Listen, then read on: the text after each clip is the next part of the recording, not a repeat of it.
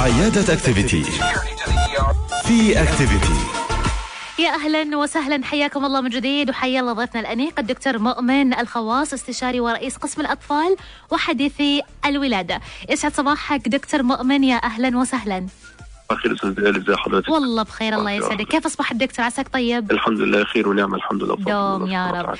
طبعا احنا اكيد الكثير سمع عن شيء اسمه السعال الديكي والامور الكثيره اللي تتعلق بالسعال الديكي، ولكن في مضاعفات تشكل اكيد خطر بالاخص على الاطفال. اليوم نبي نتعرف في البدايه وش السعال الديكي هذا يا دكتور، وش تكون عاده مسبباته؟ تفضل. بسم الله الرحمن الرحيم. السعال الديكي بالانجليزي اسمه الووبن كاف.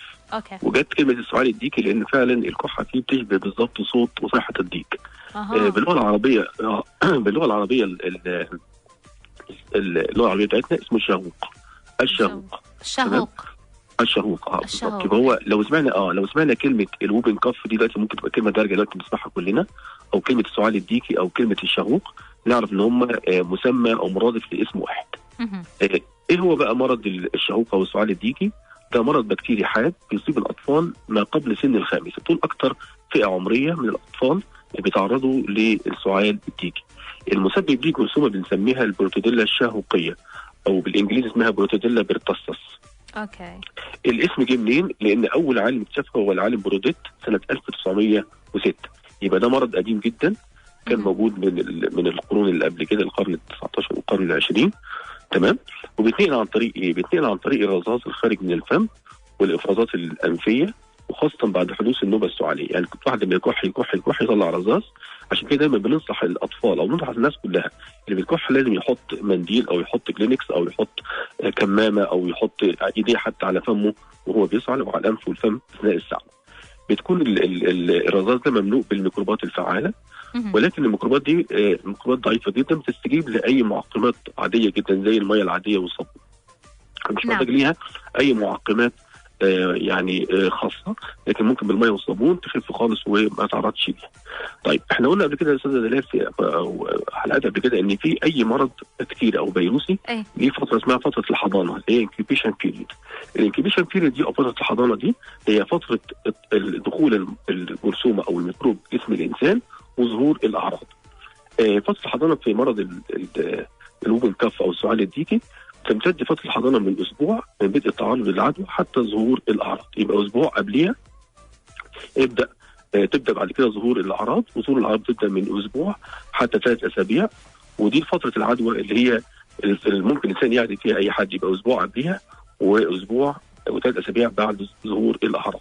نعم. زي ما قلنا قبل كده ان العدوى بتتنقل يا اما بطريق مباشر عن طريق الكحه او عن طريق الرذاذ، او عن طريق ملامسه الاغراض الخاصه بالمريض زي الكوب مثلا. اي حاجه خاصه للمريض ممكن الواحد يستخدمها وهو عنده سعال ديكي، ممكن يتعرض جدا للمرض. طيب يبقى احنا كده خدنا ايه هو المرض وهو المسبب ليه وايه هي فتره الحضانه. أوكي. وايه هي الفتره او اكثر فتره معديه في المرض. طيب هل المرض ده ليه اعراض وعلامات؟ طبعا ليه اعراض وعلامات، لانه بعضهم صراحه ما يعرف مثلا ان الطفل هذا مصاب او الشخص هذا مصاب بالسعال الديكي الا لما تكون في اعراض كذا واضحه للعيان. تفضل دكتور. بالضبط يا فندم، بالضبط. المرض ده بيمر ب3 مراحل، واخطر مرحله فيها هي المرحله الاولانيه. المرحله الاولانيه هي عباره عن ايه؟ عباره عن زكام، رشح بسيط مع افرازات دمعيه تنزل من العين، وارتفاع بسيط جدا في درجه الحراره، وسعال جاف بيزيد بالليل. كل الاعراض دي كده كلها بتشبه شويه برد بسيط، شويه انفلونزا، حاجات بسيطه، فاحنا بناخدها بطريقه سهله جدا، شويه برد كده وهيعدوا بسيطه جدا، مفيش داعي ان احنا نروح للطبيب لحد ما بنلاقي المرحله تبدا تزيد، يؤدي الى اختناق شديد ووفاه، واثناء النوم بالذات اثناء الليل، ودي بتستمر حوالي اسبوع. توصل وفاه يعني يا دكتور؟ يا جماعه الخير الله يكرمكم، اي طفل خاصه ما دون سن الخامسه بيتعرض او بتجيله شويه رشح بسيط وكحه وافرازات دمعيه كده وارتفاع بسيط في درجه الحراره، ما تدلوش كده مسكنات في البيت وقول دي حاجه بسيطه وتعدي. لا معلش، استشير اقرب طبيب ليك، طبيب اطفال ليك، وشوف الاعراض دي. اذا كانت انفلونزا بسيطه او دور برد كده بسيط وهيعدي، خلاص الطبيب هيقول لك ان شاء الله دي حاجه بسيطه جدا. اما دي ممكن تكون المرحله الاولى من المرض الخطير جدا اللي هو مرض السعال الديكي. المرحله دي بتستمر قد ايه يا استاذ دلال؟ بتستمر حوالي اسبوع تقريبا من اول ظهور الاعراض. نعم. طيب نخش على المرحله الثانيه. المرحله الثانيه بيبدا بقى السعال يزيد، تبدا الكحه تزيد ويظهر على شكل نوبات مفاجئه، بتبدا اتاك كده ورا بعضها، كحه شديده جدا بالليل، الكحه دي لدرجه ان هي ممكن الطفل يخش فيها بتشنجات وخاصه في الليل. وبعد كده تبدا نوبات من الزفير، تبدا الواحد يطلع نفسه بصعوبه جدا، وبعد كده شهقه طويله جدا بتثبت بالظبط صوت الديك كانه صيحه الديك. ودي برضه بعد كده بيكون معاها تغيير في لون المصاب، بتتحول على طول للون الازرق، بس حاجه اسمها سيانوزس. يبدا الاكسجين او اللي رايح للدم يبدا يقل، ويبدا الكربون دايوكسيد او ثاني اكسيد الكربون يزيد في الدم، يبدا اللون يتحول الى اللون الازرق، لون المريض. مع جحوظ العينين تبدا عينيه تطلع لبره، ويبدا لسانه يخرج للخارج، وتظهر عليه الاعراض الاعياء الشديد والارهاق الشديد. قد ايه مرحله يا استاذ بتستمر من حوالي من 4 إلى 6 أسابيع. نعم. المرحله الثالثه بقى، ودي مرحله تعتبر المرحله الخفيفه، بيبدا المرض يقل حدته، تبدا الكحه تقل والسعال يقل، النوبات العاليه دي بتقل بالتدريج، وبتنتهي خلال شهر اذا لم يحدث مضاعفات. نحط تحت 100 خط تحت اذا لم يحدث مضاعفات. نعم. لان مضاعفات المرض ده خطيره جدا جدا جدا، وممكن تكون هي سبب الوفاه مش المرض نفسه. يعني المرض نفسه قلنا لو الواحد لو جابته الاتاك بتاعت السعال واختنق ومات، دي من المرض نفسه. لكن المضاعفات ودي خطيره جدا وناخد بالنا منها جدا. اول حاجه الالتهابات الرئويه الحاده هي النمونيا. نعم. تاني حاجه التهاب الاذن الوسطى والشعب الهوائيه.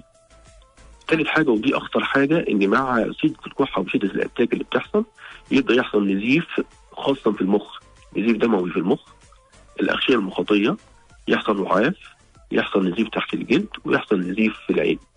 دول اخطر 3 مضاعفات.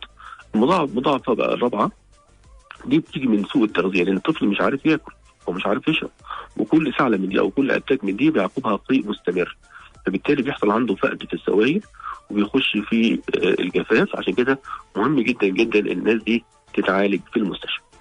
نعم. طيب اي مرض بكتيري او مرض فيروسي لازم يكون له وقايه وله علاج، والوقايه خير من العلاج طبعا. في وقايه ناحيه المريض نفسه، وفي وقايه ناحيه المخالطين. والمخالطين خاصه الاطفال اللي هم ما دون سن 7 سنوات. مش بعرف، احنا قلنا ان اكثر فئه عمريه بتتعرض للمرض ده هم الاطفال ما دون سن ال5 سنوات، لكن اثناء الوقايه ازود كمان 2 سنين وبقى من دون 7 سنوات. مش هخسر حاجه لما كمان ازود في السنتين دول. طيب نعم. ايه هي الوقايه الاول نحو المريض؟ يعني المريض دلوقتي، انا دلوقتي عندي مريض وعنده السعال الديكي. ابدا اول حاجه اعملها انا كطبيب وكاهل نعمل ايه؟ بنبلغ الجهات المسؤوله. حلو. لازم نبلغ وزاره الصحه ان عندي حاله سعال ديكي في البيت. تتنقل على طول الحاله دي، لازم الحاله دي تعزل بالمستشفى، ما ينفعش تبقى الحاله موجوده في البيت وهي عندها سعال ديكي.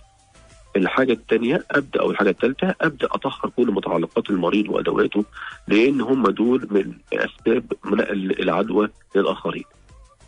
يبقى اول حاجه ابلغ وزاره الصحه او يعني ما ينوب عنها في الحي بتاعي او في الحاره بتاعتي.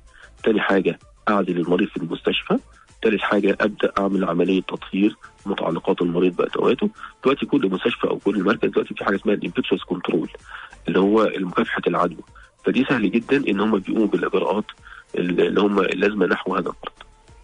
طيب دول نحو الاجراءات اللي هناخدها الوقائيه ناحيه المريض. طيب ناحيه المخالطين قلنا ان احنا خاصه وخلي بالي جدا من الاطفال ما دون 7 سنوات. لمده قد ايه يا دكتور؟ لمده 14 يوم. عايزينهم اسبوعين عن المريض خالص، ما يخلطوش المريض ده خالص. واذا كان المريض ده تلميذ في مدرسه او طالب في جامعه او طالب في مدرسه او حاجه، امنعه من ذهاب لمدرسه خالص. الاطفال دول بس عايزينهم بس كده؟ لا، احطهم كمان تحت الملاحظه الدقيقه. لو اي حد فيهم ظهرت عليه اي اعراض زي الرشح والعطس والكحه والكلام ده كله، ابدا اخد بالي وابدا اعمل له فحوصات اللازمه. عملوا في حاجه دلوقتي اسمها التطعيم الاجباري للاطفال ضد مرض السعال الديكي او لومين كاب. هذا كتحصينات ممكن الواحد يقي نفسه منها مستقبلا.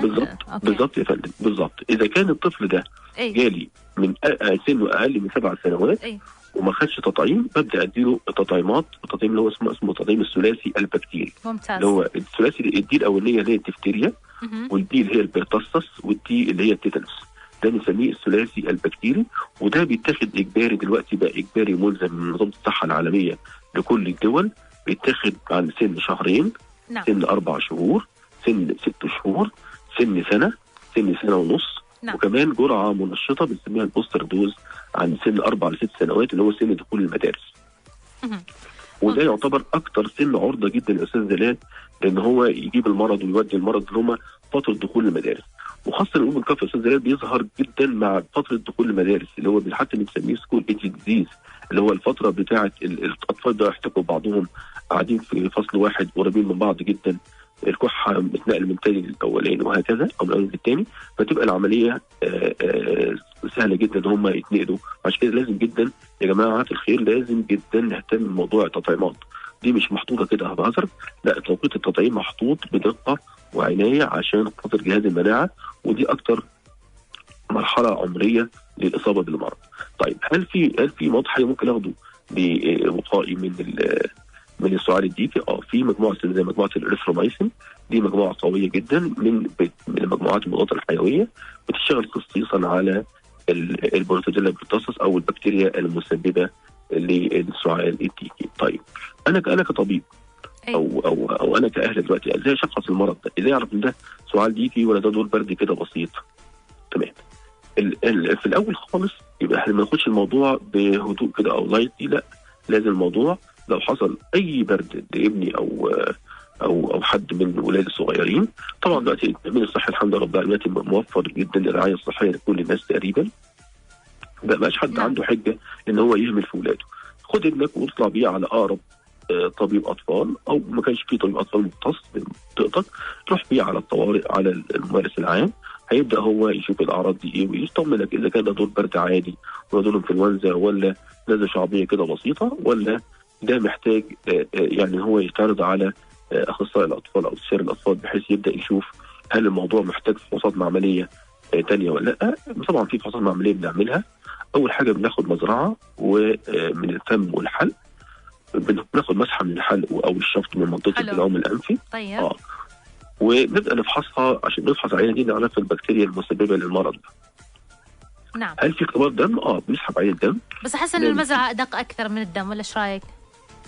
كأكثر دقة يعني، وش الأفضل عينة الدم ولا لا عينة المزرعة طبعا. لا المزرعة طبعا، المزرعة أنا بزرعها على المزرعة البكتيريا بتاعتها، وبشوف البكتيريا دي هي فعلا البروتوزيلا الموجودة ولا حاجة تانية غيرها. لا طبعا السحب أو مسحة من الحلق طبعا أوقع وأدق من طبعا. هو ما فيش برضه يعني هو كله كومبلمنتري، يعني كله مكمل لبعض، يعني ما اقدرش اقول ده يعني. طبعا المسحة طبعا أدق، ليها على طول اختبار الدم. اختبار الدم سحب العينة سهل جدا، بيقول لي عدد كرات الدم البيضاء زادت قد ايه. انا طبيعي عندي كرات دم البيضاء في الدم اي انسان من خاص الاطفال من 4000 كريه ل 11000 كريه.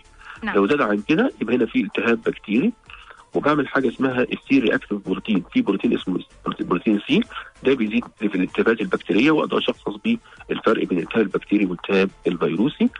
الحاجه الثالثه يا استاذ جلال، ابدا اعمل اشعه على الصدر. اشعه على الصدر احنا قلنا اخطر حاجه من مضاعفات المرض ده اللي هو الالتهاب الرئوي. نعم. تمام. واقدر اشخص هل دي يعني نزله شعبيه بسيطه ولا ده سعال ديكي. برضه الاشعه الصدري جدا هتقول لي انا فين بالظبط وموقعي فين من المرض. طيب دلوقتي انا شخصت دلوقتي وفحصت العيان وخلاص وعالجت العيان، ابدا بقى اعالجه المريض. اول حاجه قلنا اهم خطوه في علاج المريض ان انا اعزل المريض بالمستشفى. الاطفال الرضع اللي هم الاعتماد كله على الرضاعه وعلى الام فقط، دول التارجت بالنسبه لي كطبيب. ابدا اديهم الاي في فلويد او السوائل عن طريق الدم. نعم. ابدا اعوض لهم على حته الجفاف الموجوده.